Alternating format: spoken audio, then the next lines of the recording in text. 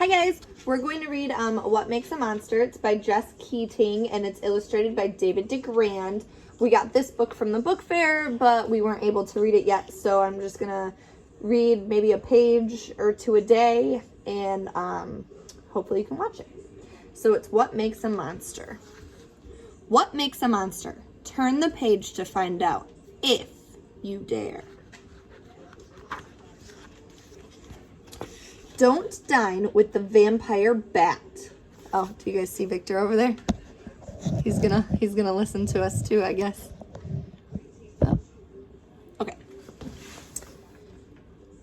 Stealthy vampire bats wait for the cover of darkness to feed, preying on cows, horses, or even humans. Luckily, we don't have any vampire bats here. Using special heat sensors in their noses, the bats can tell where warm blood is close to the skin. Then they use their sharp teeth to bite. So sharp would be that adjective, right? It would describe the teeth. Unlike Dracula, they don't actually suck blood. Instead, they lap it like a cat. So some of us have talked about, those animals that lick out of a bowl and they don't actually use a straw. They just use their tongue and they keep putting it in the water over and over. That's called lapping. Sharing is scaring. Vampire bats may drink blood, but they're also generous creatures. Living in colonies, that means they live with 100 other vampire bats or more. These bats are likely one big batty family. If a bat in a colony can't find a meal, other bats may regurgitate their own to share it with it. So remember, regurgitating is when the mom bird gets food and then spits it up for the baby, and a lot of us were like, ew, that's gross. And it is, but vampire bats do that to make sure everybody has a meal. Let's see. It sounds gross, but it isn't any different than sharing your sandwich at school. I think it's different. Plus, we don't share food at school, right?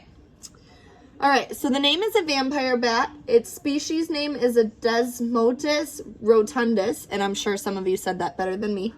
Its size is 3.5 inches or 8.9 centimeters from its head down to its tail.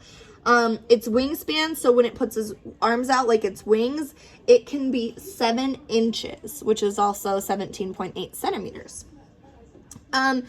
Diet. As juveniles, which means kids, vampire bats drink milk, but as adults, they do feed on blood. Habitat. Remember, that's where they live. The tropical and subtropical regions of Mexico, Central America, and South America. Predators and threats. Predator. Remember, those are animals that prey on the vampire bats.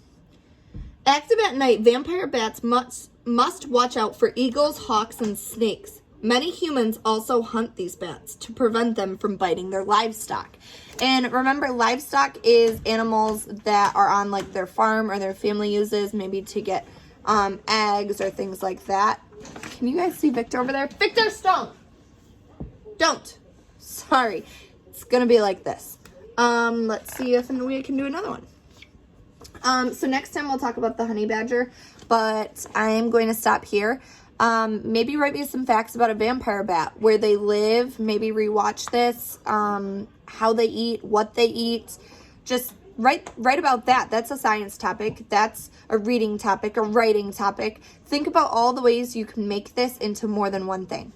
Okay, bye guys. Miss you.